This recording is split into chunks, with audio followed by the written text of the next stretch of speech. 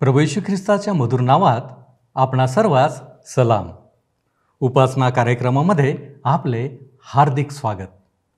प्रियांनो, कोणत्याही नातेसंबंधात आपलेपणा, आपुलकी, जवळीकता या गोष्टी नेहमी अनुभवल्या जातात आणि विशेषतः दोन्ही पक्षाच्या किंवा दोन्ही बाजूंच्या व्यक्तीकडून या अपेक्षिले जातात आणि तेव्हाच ते नाते खऱ्या अर्थाने दृढ किंवा दाट मायेचे बनते. अशा प्रकारचे नाते मानव, प्राणी यामध्ये नेहमी आढळते. मग ज्या परमेश्वराने सर्व सृष्टी बनविली तो देखील मनुष्याबरोबर नातेसंबंधात कसा दूर असेल? परमेश्वरही आमच्याबरोबर नातेसंबंध ठेवू इच्छितो. त्याला देखील वाटते की आम्ही म्हणजे त्याची निर्मिती, आम्ही त्याच्या जवळ यावे, त्याला ओळखावे. प्रियांनो, आजच्या अध्ययनात आपण 3 गोष्टी प्रामुख्याने पाहणार आहोत. पहिली गोष्ट, येशू उत्तम मेंढपाळ आहे, ज्यावर आम्ही आधीच काही वचनांवर अध्ययन केलेले आहे.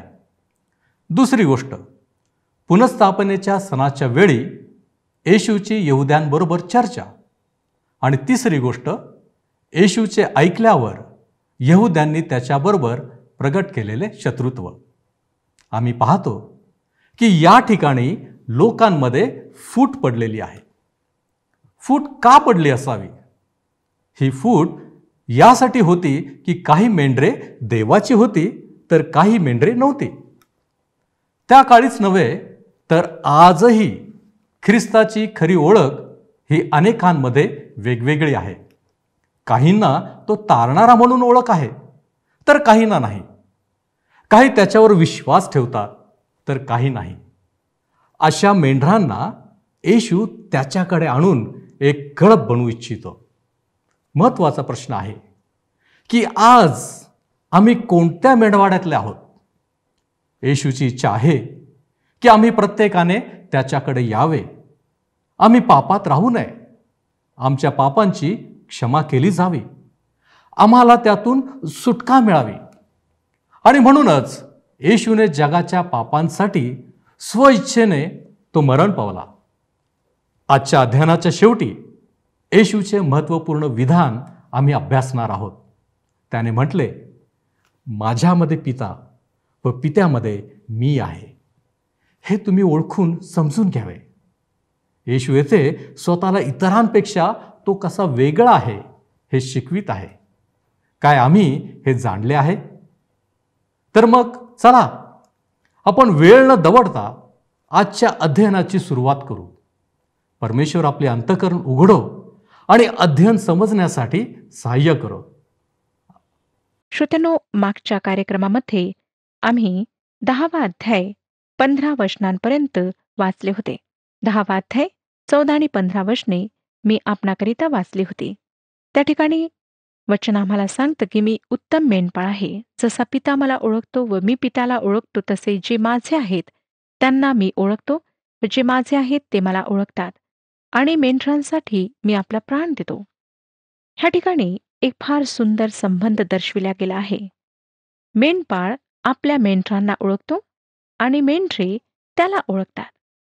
पॉल फिलिप्पियरास पत्र 3 अध्याय आणि 10व्या वचनामध्ये लिहितो, हे अशासाठी आहे की तो व त्याच्या पुनरुत्थानाचे सामर्थ्य व त्याच्या दुःखाची सहभागिता ह्यांची त्याच्या मरणाला अनुरूप होऊन मी ओळख करून घ्यावी.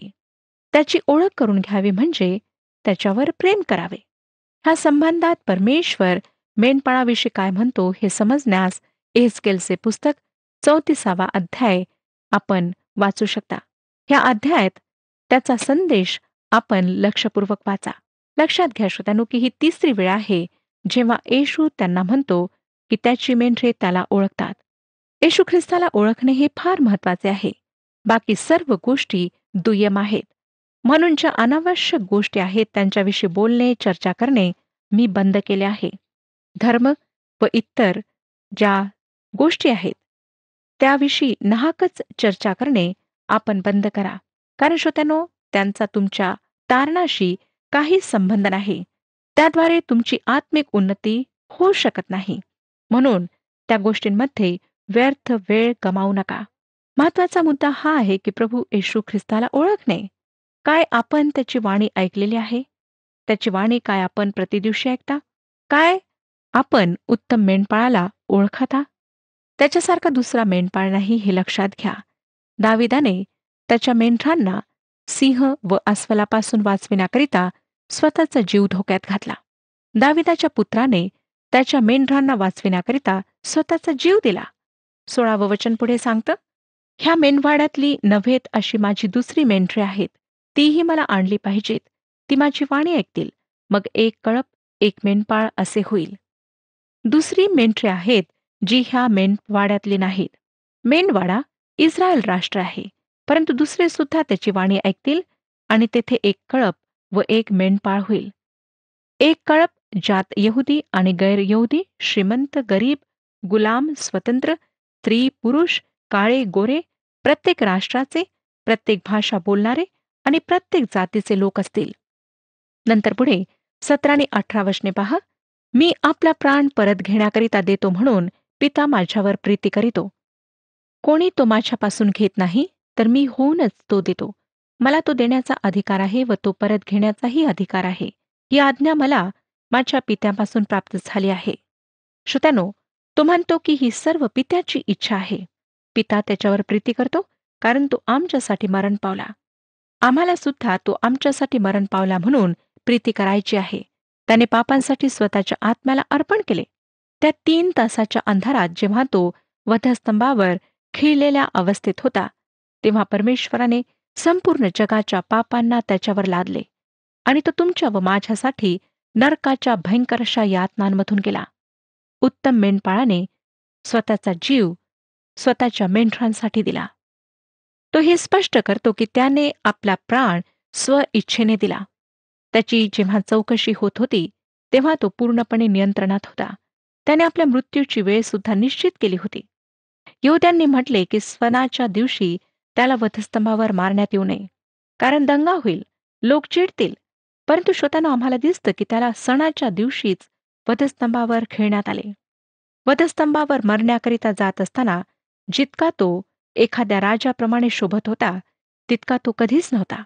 जर आपण शुभवर्तमानांना काळजीपूर्वक वाचाल तर आपणाला कळेल की रोमी सत्ता त्यावेळी परीक्षेत होती. इस्रायल राष्ट्र त्यावेळी परीक्षेत होते. तुम्ही व मी परीक्षेत होतो. जरी त्याला मारण्याची गरज नव्हती, तरी तो जगाच्या पापांसाठी स्वइच्छेने त्या वधस्तंभावर मेला. इब्री लोकासपत्र 12 अध्याय आणि 2 वचन सांगतं, आपण आपल्या विश्वासाचा उत्पादक व पूर्ण करणारा येशू ह्याच्याकडे पाहत असावे. जो आनंद त्याच्या पुढे होता, त्याकरिता त्याने लज्जा तुच्छ मानून वधस्तंभ सहन केला आणि तो देवाच्या राजसनाच्या उजवीकडे बसला आहे. श्रोत्यानो, कोणीच प्रभू येशूचा जीव त्याच्यापासून घेऊ शकला नाही. तो म्हणाला, मला तो देण्याचा अधिकार आहे व तो परत घेण्याचाही अधिकार आहे. पुढे वाचूया योहान कृष्णवर्तमान 10 अध्याय 19 ते 21 वचने. ह्या शब्दांवरून यहुद्यात पुन्हा फूट पडली. त्यांच्यातील पुष्कळ जण म्हणाले, त्याला भूत लागले आहे व तो वेडा आहे. त्याचे तुम्ही काय ऐकता? दुसरे म्हणाले, ही वचने भूतग्रस्ताची नव्हत. भूताला आंधळ्याचे डोळे उघडता येतात काय? पुन्हा त्याने जन्मांधाचे डोळे उघडले होते. ह्या वास्तविकतेला येथे सांगण्यात आले आहे. ते ह्या वास्तविकतेला स्पष्ट करतात की त्याने एका जन्मांधाचे डोळे उघडले. त्या ठिकाणी असलेला समुदाय म्हणाला की जे काही त्याने केले ते भूताला करता येत नाही. ह्या ठिकाणी आम्हाला दिसतं श्रोत्यानो की त्यांच्यामध्ये फूट पडली. का? कारण काही मेंढरे आहेत तर काही नाहीत. मेंढरे ऐकतील आणि बाकी जे त्याची मेंढरे नाहीत ती ऐकणार नाहीत. आज सुद्धा असेच आहे. एक तर येशू लोकांकरिता माथे फिरू, वेडा, तर काहींसाठी जगाचा तारणार आहे. एकतर लोकांच्या मते त्याच्यामध्ये भूत आहे किंवा लोकांच्या मते तो परमेश्वराचा पुत्र आहे. ही अशी फूट, अशी मतामध्ये भिन्नता नेहमीच राहिलेली आहे. जेव्हा पौलाने अथेन येथे देवाचे वचन सांगितले, तेव्हा काहींनी विश्वास ठेवला, परंतु काहींनी विश्वास ठेवला नाही. आज सुद्धा जेव्हा मी देवाचे वचन लोकांना सांगते, तेव्हा काही लोक त्यावर विश्वास ठेवतात आणि काही त्या वचनाला नाकारतात, अविश्वास दर्शवितात. पुढे पहा 22 वचन. तेव्हा यरुश्लेमेत पुन्हा स्थापनेचा सण असून हिवाळा होता. मंडपाचा सण ऑक्टोबरच्या शेवटल्या दिवसात आणि पुन्हा स्थापनेचा सण डिसेंबरच्या शेवटल्या दिवसांमध्ये येत असे. म्हणजेच 2 महिन्यांचे अंतर त्यांच्यात असे. हा सण तेव्हा साजरा करण्यात आला जेव्हा यहुदा मक्काबियेसने अंतिओकस एपिफेनेस जो सिरियन होता त्याच्या हातून मंदिराला सोडवले. त्याने मंदिराला अपवित्र केले होते. हे 167 इसवी सन पूर्व घडले व प्रभू येशूच्या काळात सुद्धा हा सण साजरा करण्यात येत होता. वचन आम्हाला सांगतं की तो हिवाळा होता. आता प्रभू येशूने राष्ट्राला जे काही सांगायचे होते ते सांगितले. आता तो राष्ट्राला संबोधून नाही, परंतु त्याच्या स्वकीयांशी बोलणार आहे. तो आता लोकांसाठी घोषणा करणार नाही. आता पिकासाठी फार उशीर झालेला आहे. देवाचा कोकरा वधस्तंभावर खेळल्या जाण्यासाठी व संपूर्ण जगाच्या पापांसाठी मरण्याची तयारी करीत असताना दिसतो.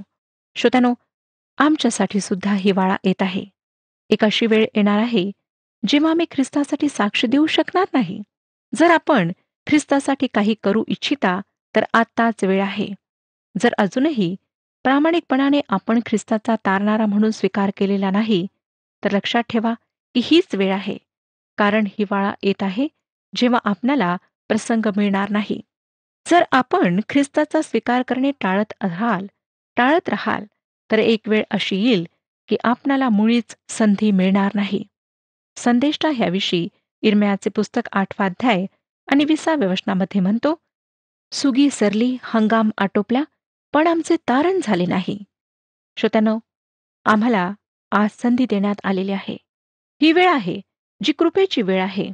आणि जर ह्या वेळेचा आम्ही फायदा घेतला नाही, तर मग आम्हाला नंतर पश्चाताप करावा लागेल. परंतु पुन्हा ती संधी आम्हाला मिळणार नाही. 23 आणि 24 वचने पहा काय सांगतात. आणि येशू मंदिरामधील शल्मोनाच्या देवडीत फिरत होता. तेव्हा यहूद्यांनी त्याला गराडा घालून म्हटले, तुम्ही कोठवर आमची मने संशयात ठेवणार? तुम्ही ख्रिस्त असला तर आम्हास उघड सांगा. ही जी देवडी आहे ती गैर यहूद्यांसाठी होती, जे इस्रायल राष्ट्राच्या बाहेरचे लोक होते.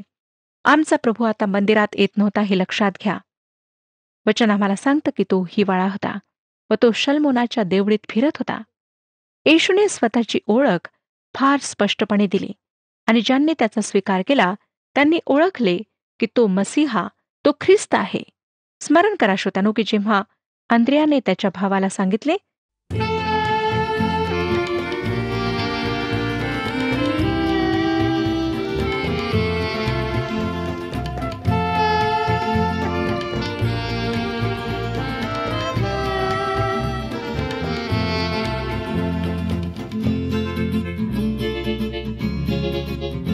ख्रिस्त माझा तारणारा, मला वाटे प्रिय फार. ख्रिस्त माझा तारणारा, मला वाटे प्रिय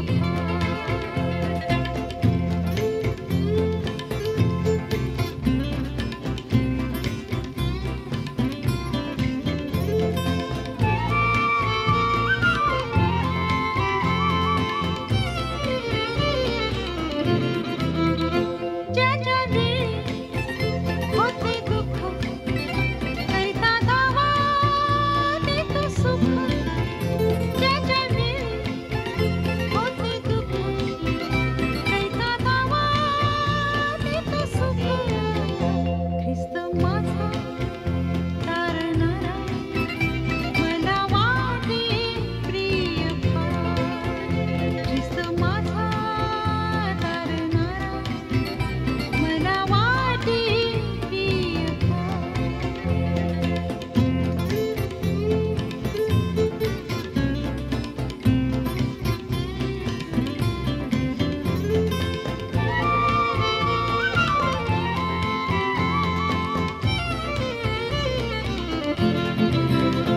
काय सांगू त्याचे प्रेम, देवारा क्षमा. काय सांगू त्याचे प्रेम. योहान शुभवर्तमान 1 अध्याय 41 वचनात की आम्हाला मसीहा सापडला आहे. नतनिएलने त्याला ओळखले होते. योहान शुभवर्तमान 1 अध्याय आणि 49 वचनात तो म्हणाला, गुरु, तू देवाचा पुत्र आहेस, इस्रायलांचा राजा आहेस. शमरोनी स्त्रीला सुद्धा तो कोण आहे हे कळले होते. योहान कृष्णवर्तमान 4 अध्याय आणि 42व्या वचनात लोकांनी तिला म्हटले, आता तुझ्या बोलण्यावरूनच आम्ही विश्वास धरतो असे नाही, कारण आम्ही स्वतः ऐकले आहे व हा खचित जगाचा तारणारा आहे हे आम्हाला कळले आहे. श्रोत्यानो, ज्या आंधळ्याला येशूने बरे केले होते त्याने विश्वास ठेवला, त्याने त्याची उपासना केली. आता हे धार्मिक पुढारी त्यांच्या गोंधळात टाकणाऱ्या प्रश्नांनी त्याच्यावर आरोप लावण्याचा प्रयत्न करीत आहेत. पूर्ण माहिती न देणे हा येशूचा दोष आहे असे जणू काही ते त्याला म्हणत आहेत. विश्वास ठेवण्याची त्यांची इच्छा नव्हती आणि हे त्याने त्यांना स्पष्ट करून सांगितले. 25 आणि 26 वचने पुढे वाचूया. येशूने त्यांना उत्तर दिले, मी तुम्हाला सांगितले तरी तुम्ही विश्वास ठेवीत नाही. जी कृत्ये मी माझ्या पित्याच्या नावाने करीतो ती माझ्याविषयी साक्ष देतात. तरी तुम्ही विश्वास ठेवीत नाही, कारण तुम्ही माझ्या मेंढरांपैकी नाही. मसीहा होण्याचा पूर्ण पुरावा त्याच्याजवळ आहे असे येशू त्यांना सांगतो. त्याची कृत्ये त्याच्याविषयी साक्ष देत होती. भविष्यद्वाणीप्रमाणे तो दाविदाच्या घराण्यात जन्मला. बप्तिस्मा करणाऱ्या योहानाद्वारे त्याची ओळख करून देण्यात आली. ज्याप्रमाणे त्याने शिकवण दिली कोणीच दिली नाही. त्याच्यावर कोणीच पापी आहे हा दोष लावू शकले नाही. जेव्हा बप्तिस्मा देणाऱ्या योहानाने आपल्या शिष्यांना पाठवून विचारले की येशू मसीहा आहे किंवा त्यांनी दुसऱ्या कोणाची वाट पाहावी, तेव्हा येशूने त्यांना उत्तर दिले की जे काही मी करीत आहे ते सर्व बप्तिस्मा देणाऱ्या योहानाला जाऊन सांगा. त्याला माहीत होईल की येशूजवळ मसीहा होण्याचे अधिकारपत्र आहे. त्याच्या शिकवणुकीद्वारे त्याच्या जीवनाद्वारे तो मसीहा आहे हे प्रदर्शित झाले. श्रोत्यानो, समस्या अधिकार कमी आहेत ही नव्हती, तर ती समस्या अविश्वासाने भरलेल्या अंतकरणाची होती. त्यांनी विश्वास ठेवला नाही. ह्यावरून प्रकट झाले की ती त्याची मेंढरे नव्हती. ही नकारात्मक बाजू आहे. आता पहा, पुढे तो सकारात्मक बाजू मांडत आहे. 27 ते 30 वचने वाचूया. माझी मेंढरे माझी वाणी ऐकतात, मी त्यांना ओळखतो व ती माझ्या मागे येतात. मी त्यांना सार्वकालिक जीवन देतो, त्यांचा कधीही नाश होणार नाही आणि त्यांना माझ्या हातातून कोणी हिसकून घेणार नाही. पित्याने मला जे दिले ते सर्वाहून मोठे आहे आणि पित्याच्या हातातून ते कोणी हिसकून घेऊ शकत नाही. मी आणि पिता एक आहो. श्रोत्यानो, त्याची मेंढरे त्याचा आवाज ऐकतात व त्याच्या मागे चालतात.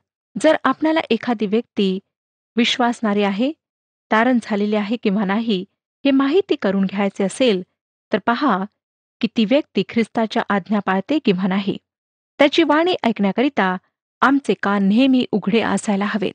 नीतिसूत्रे 20 अध्याय आणि 12 वचन सांगतं, ऐकणारे कान व पाहणारे डोळे हे दोन्ही परमेश्वराने केले. तो म्हणतो की मी त्यांना ओळखतो. मला आनंद वाटतो श्रोतानो की ह्या जगात मला ओळखणारा कोणी आहे. काय आपणाला ह्याचा आनंद वाटतो? बरेचदा लोक माझ्याविषयी गैरसमज करून घेतात. मला त्यांना समजावून सांगावे लागते.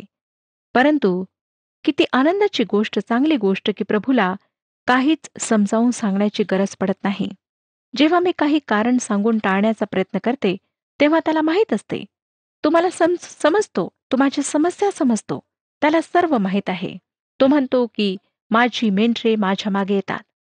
विश्वासणाऱ्यांना त्याच्यामध्ये जे सार्वकालिक सुरक्षिता प्राप्त होते त्यावर माझा पूर्ण विश्वास आहे आणि अविश्वासणाऱ्यांच्या असुरक्षिततेवर माझा विश्वास आहे. तो म्हणतो की माझी मेंढरे माझ्या मागे येतात.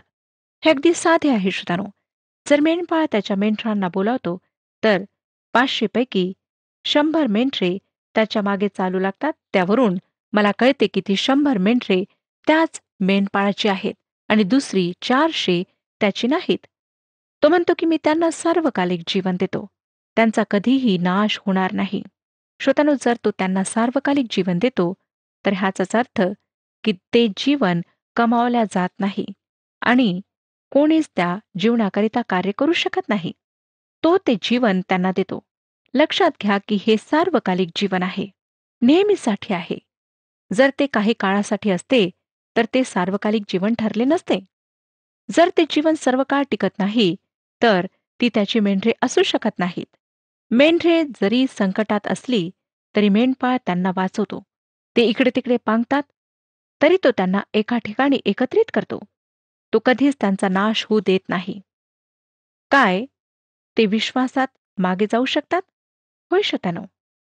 काय ते नाश होऊ शकतात? नाही.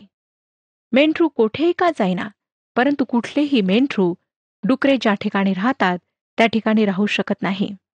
मेंढरे आणि डुकरे एका ठिकाणी राहू शकत नाहीत. मेंढरू मेंढरू आहे. कोणीही त्या मेंढराला तारणाऱ्याच्या हातून हिसकावून शकत नाही. शत्रू, मानव किंवा कुठलीही निर्मित गोष्ट त्याला त्याच्या हातून हिसकावून घेऊ शकत नाही. हे एक फार विलक्षण असे आहे. एका 2000 मेंढरांच्या मालकाने सांगितले की मेंढपाळाचे मेंढरासोबत सतत राहणे फार महत्वाचे असते, कारण 2 मेंढरे जरी रानात भटकलीत व अर्धा मैल दूर चालून गेलीत तर स्वतःहून ती वापस परतू शकत नाहीत. ती हरवून जातात. ह्या जगात त्यांची सुरक्षा फक्त एकाच गोष्टीवर अवलंबून असते आणि ती गोष्ट म्हणजे मेंढपाळाचे त्यांच्यासोबत सतत राहणे. समजा एका मेंढराला कोल्ह्याने खाल्ले तर दुसरे मेंढरू भटकत राहते व ते सुद्धा एखाद्या रानटी जंगली प्राण्याची शिकार बनते. ते मेंढरू स्वतःचे रक्षण करू शकत नाही. श्रोत्यानो, मेंढरे चलाक आहेत किंवा शत्रूचा सामना करू शकतात म्हणून सुरक्षित राहत नाहीत, तर त्यांचा मेंढपाळ चांगला असतो म्हणून ते सुरक्षित राहतात. अन्यथा त्यांच्यामध्ये चलाखी किंवा ताकद मुळीच नसते. तुमचा व माझा मेंढपाळ चांगला मेंढपाळ आहे. तो कोणत्याच मेंढराला गमावित नाही. 100 मेंढरे आहेत तर 100 मेंढरे सुरक्षित राहतील. एखादे जरी चुकून भटकेल तरी तो मेंढपाळ त्याला शोधून काढण्याकरिता समर्थ आहे. नंतर तो म्हणतो की तो आणि पिता एक आहेत. तो परमेश्वर असण्याचा ह्या ठिकाणी दावा करतो. 31 ते 33 वचने पहा. तेव्हा यहूद्यांनी त्याला दगडमार कराव्यास पुन्हा दगड उचलले. येशू त्यांना म्हणाला, मी पित्याकडची पुष्कळशी चांगली कृत्ये तुम्हाला दाखविली आहेत. त्यातून कोणत्या कृत्यामुळे तुम्ही मला दगडमार करीता? यहूद्यांनी त्याला उत्तर दिले, चांगल्या कृत्यासाठी आम्ही तुम्हाला दगडमार करीत नाही, तर दुर्भाषणासाठी, कारण तुम्ही मानव असून स्वतःला देव म्हणविता. श्रोत्यानो, त्यांनी दुर्भाषणासाठी त्याला दगडमार करण्याचा प्रयत्न केला. 34 ते 38 वचने वाचूया. येशूने त्यांना म्हटले, तुम्ही देव आहात असे मी म्हणालो, हे तुमच्या शास्त्रात लिहिले नाही काय? ज्यांना देवाचे वचन प्राप्त झाले त्यांना जर त्याने देव म्हटले आणि शास्त्रलेखाचा भंग होत नाही, तर ज्याला पित्याने पवित्र कार्यास्तव नेमून जगात पाठविले त्या मला मी देवाचा पुत्र आहे असे म्हटल्यावरून तुम्ही दुर्भाषण करिता असे तुम्ही म्हणता काय? मी आपल्या पित्याची कृत्ये करीत नसल्यास माझ्यावर विश्वास ठेवू नका. परंतु जर मी ती करीतो तर माझ्यावर विश्वास न ठेवला तरी त्या कृत्यांवर विश्वास ठेवा, अशासाठी की माझ्यामध्ये पिता व पित्यामध्ये मी आहे हे तुम्ही ओळखून घ्यावे. श्रोत्यानो, ह्या ठिकाणी तो स्पष्ट करीत आहे की मी पित्यामध्ये आहे आणि जे काही मी करीत आहे ते पित्याच्या इच्छेप्रमाणे करीत आहे. त्यांचा आरोप होता की तो मानव असून स्वतःला देव म्हणतो. स्तोत्रसंहिता 82 अध्याय आणि 6 वचन तो त्यांच्यासमोर मांडतो. तो म्हणतो की मी म्हणालो तुम्ही देव आहात, तुम्ही सर्व परात्पराचे पुत्र आहात. त्याला देवाने विशिष्ट कार्यासाठी नेमले व ह्या जगात पाठवले होते. जगातील सर्व मानवांपेक्षा तो भिन्न होता. तो पित्यामध्ये व पिता त्याच्यामध्ये होता. 39 ते 42 वचने वाचूया. ते त्याला पुन्हा धराव्यास पाहू लागले, परंतु तो त्यांच्या हाती न लागता निघून गेला. मग तो पुन्हा यार्देनेच्या पलीकडे योहान पहिल्याने बाप्तिस्मा करीत असे त्या ठिकाणी गेला व तेथे राहिला. तेव्हा त्याच्याकडे पुष्कळ लोक आले. ते म्हणाले, योहानाने काही चिन्ह केले नाही खरे, तरी योहानाने ह्याच्याविषयी जे काही सांगितले ते सर्व खरे आहे. तेथे पुष्कळ लोकांनी त्याच्यावर विश्वास ठेवला. श्रोत्यानो, बाप्तिस्मा करणाऱ्या योहानाने कोणताच चमत्कार केला नव्हता. त्याने कोणतेच चिन्ह दाखवले नव्हते, परंतु त्याने मसीहाविषयीची खरी साक्ष दिली. येशू मसीहा, येशू ख्रिस्त आहे हे त्याने सांगितले. आज आपण ख्रिस्ताविषयी काय विचार ठेवता? त्याच्याविषयी आपले काय मत आहे? जर श्रोत्यानो आपण त्याचे मेंढरू आहात तर आपण त्याची वाणी अवश्य ऐकाल, आणि जर नाही तर आपण त्याचे कदापि ऐकणार नाही. आज परमेश्वराची इच्छा आहे की आपण त्याच्या कळपातले एक मेंढरू व्हावे. आपण भटकू नये, परंतु आपण त्याच्या कळपामध्ये सुरक्षित राहावे. श्रोत्यानो, हा जो उत्तम मेंढपाळ आहे तो आज तुमची वाट पाहत आहे. त्याची इच्छा आहे की आपण त्याच्यावर विश्वास ठेवून त्याच्या कळपामध्ये सामील व्हावे. तो तुम्हाला कधीच भटकू देणार नाही. तो तुमचा नाश होऊ देणार नाही. श्रोत्यानो, प्रभू येशू ख्रिस्त उत्तम मेंढपाळ आहे. आणि तो तुम्हाला सार्वकालिक जीवन देण्याकरिता ह्या जगात आला. जर आज आपण त्याच्यावर विश्वास ठेवाल तर आपण त्याच्या कळपामध्ये सामील होऊन सुरक्षित राहू शकता. श्रोत्यानो, त्याची इच्छा आहे की आपणापैकी एकानेही नाश होऊ नये, परंतु आपणापैकी प्रत्येकाला सार्वकालिक जीवन प्राप्त व्हावे. ही कृपेची वेळ आहे. आपणाजवळ संधी आहे की आपण पापांपासून पश्चाताप करावा, त्या पापांची कबुली देऊन ख्रिस्ताला तारणारा म्हणून स्वीकारावे. परमेश्वर आपणा सर्वांस आशीर्वाद देव आणि ह्या विषयात आपले मार्गदर्शन करो. हा कार्यक्रम आपणास आवडला काय? आता आम्हाला एक मिस कॉल करा आणि आपण पुढील विजेता होऊ शकता.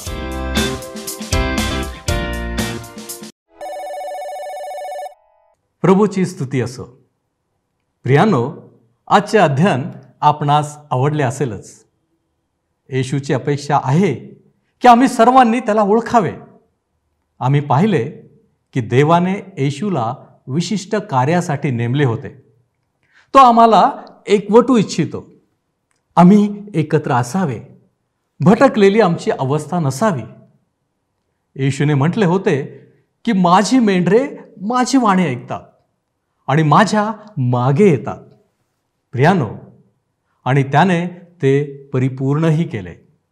आम्ही त्याचे मेंढरू व्हावे. काय आमचे जीवन हे त्याच्याशी उघडपणे स्वीकारलेले वैर आहे काय? त्या काळीही लोकांनी येशूचा स्वीकार केला नव्हता.